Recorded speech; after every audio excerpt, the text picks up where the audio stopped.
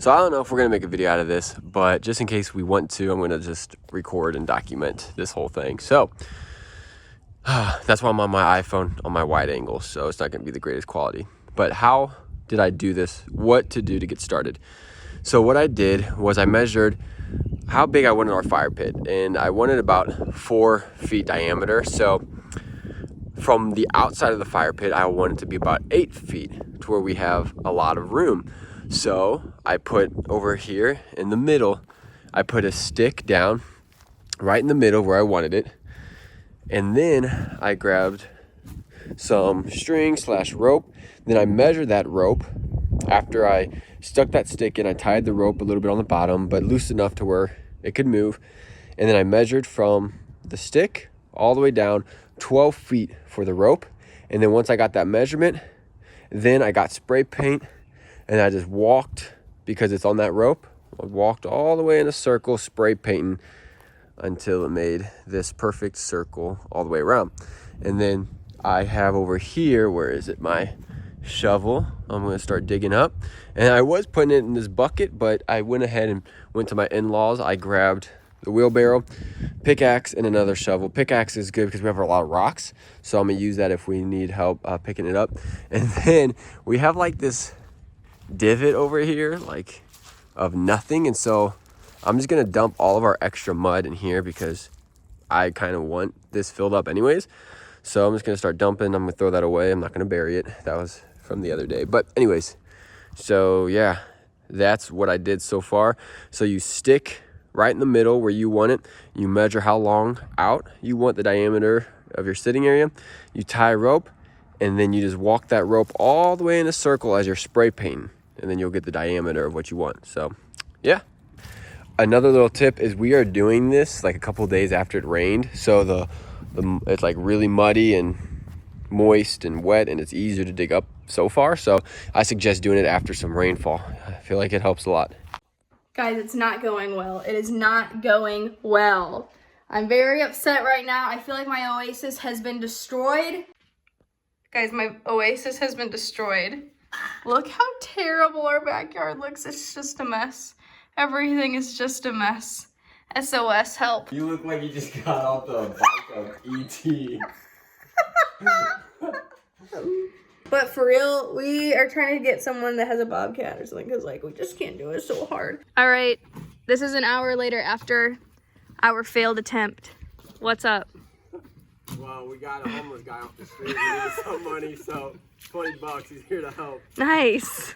Nah. You're really blessing this homeless guy. I posted on my story, and my best friend is the first one to reply. He said, honestly, Anthony is an OG. He is. He's always there. Y'all might not see him a lot, but he's been there since day one. And then this guy literally been there since day one. Wow. These are the real friends. I think Michael's getting jealous. Hey, Anthony, they paid you $500 too? Yeah, dude. I couldn't miss out on the opportunity. But word around the street is Anthony's hungry. He does anything for food. Is there anything for him to eat? There's a couple worms in here could probably eat. Yeah, I did hear him say he loves worms. Yeah, he did say that he was getting hungry. Small ones. What about this maggot? No, I'm good, bro. So something I learned with Anthony, if you keep a good conversation going, he doesn't even know you're not working. I know you're working. Are you serious? You gotta keep the conversation going. He'll never notice. You guys have honestly gotten a lot done, and I'm confused. Yeah, check out my boots, boys. We ready? Yeah. You might as well go home. Oh my gosh, look at Anthony's. I feel like Anthony's definitely doing more of the work here, Tony. Yeah, you're going fast. He's used to Yeah, what the heck, Anthony? Aren't you tired? You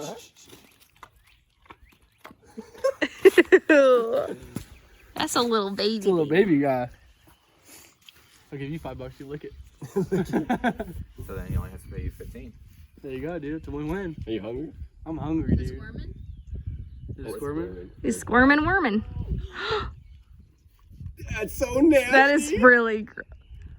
Hey, let me try something. Did you like chew it? Yeah. Justin Bieber eats worm. I'm not eating that one.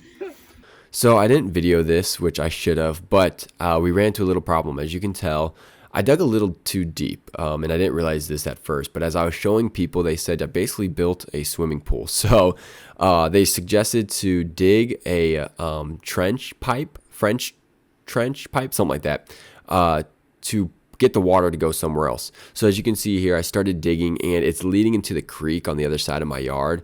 But when you do this, if you guys need to do this, you guys need to have it at an angle. So it would be, the highest point would be in your pit, you know, at the beginning right there, and then it would have to start coming downwards to where you want it to drop off, so that it has some momentum so the water can come out somewhere. And so that's what I did. As you can see, I dug, it was a big dig, so you dug all the way back, so that I had a place for the water to go and it didn't just sit there and become a swimming pool. So I wanted to share that with you guys in case you had to do this. You guys can watch YouTube videos on how to do this, and I didn't want to make the whole video about that, so let's just continue with the other stuff.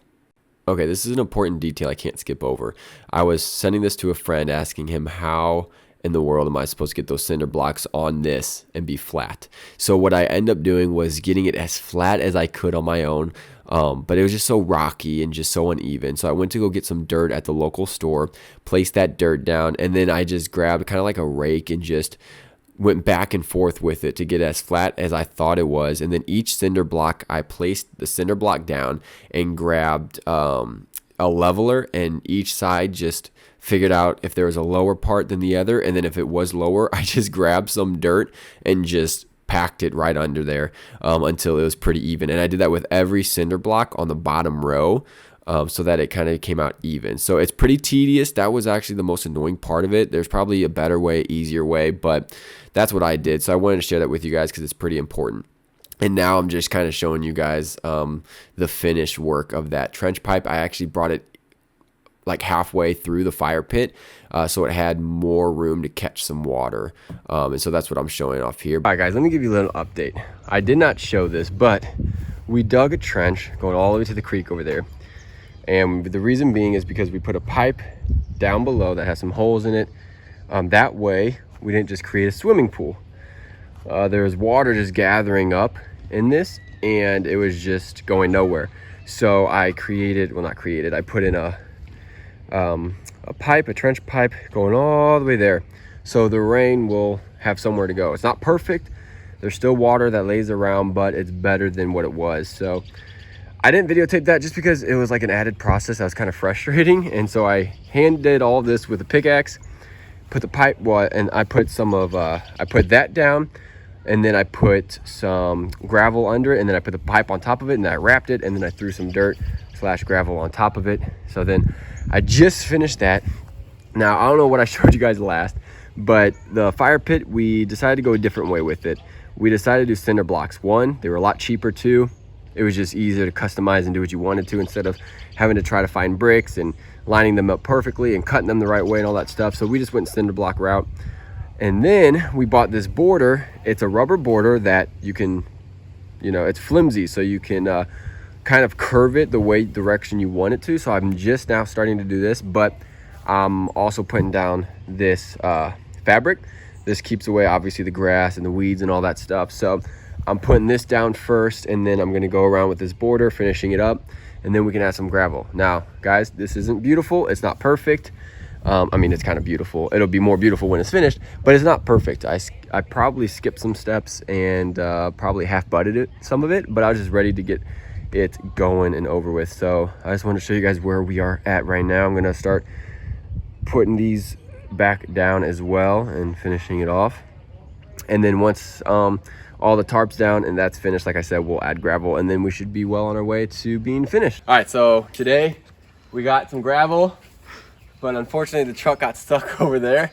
So we're at the wheelbarrow it over there because it's really muddy today, but we didn't want to wait because we're ready to get this over with. A tip I want to give you guys: when you guys are about to lay down or wanting to lay down this black stuff, go buy some pins, like these pins from Lowe's or Home Depot or something. It's lifesaver because it'll keep it down even when it's windy and stuff. So this was here for a day or so, and it the rain. And the rain, yeah. So save you guys a lot of time doing that instead of holding it with rocks. So yeah, we're about to start placing down these gravel, and we got like the smaller ones. They said it's better because we can go down with this gas-powered tamper and just like really crush them together so it's like safe to walk on. And so yeah, it looks a lot nicer than the bigger ones anyway. So we're gonna start shoveling. So let's get her done. Let's get her done. All right, guys, we finally finished. This is what it looks like. It probably took us, what, 2 months? But yeah, it's because we took a big break. And rain. And lots of rain. So, little run through. You guys seen us dig. And then I did the trench pipe going all the way down. These are just like rubber borders I bought from Lowe's. I have about 18 of them going all the way around. And we put those in, and then we got the gravel. And we might put a little bit more gravel, but after we put the gravel in, we use the gas power tamper just to like really pack them in there so they aren't all so loose. So this is what it looks like, guys. I think it looks better than I thought, honestly. You like it? I love it. And so this is what it looks like, guys. Next video, we are gonna show you guys how we're gonna be putting up our light posts for string lights. So we're working on that one today, and we'll post that video right after. But that's the fire pit seating area. If you guys have any questions, just let us know down in the comments below, because I know during the process I didn't record everything because it's very stressful, honestly. So it's kind of hard to remember to get your phone out. But yeah, this is it. It's worth it. It saved us $8 grand at least. So we're happy with it. And make sure to watch the next video if you want to see how to do those light posts for the string lights. Thanks guys for watching. We'll see you in the next one.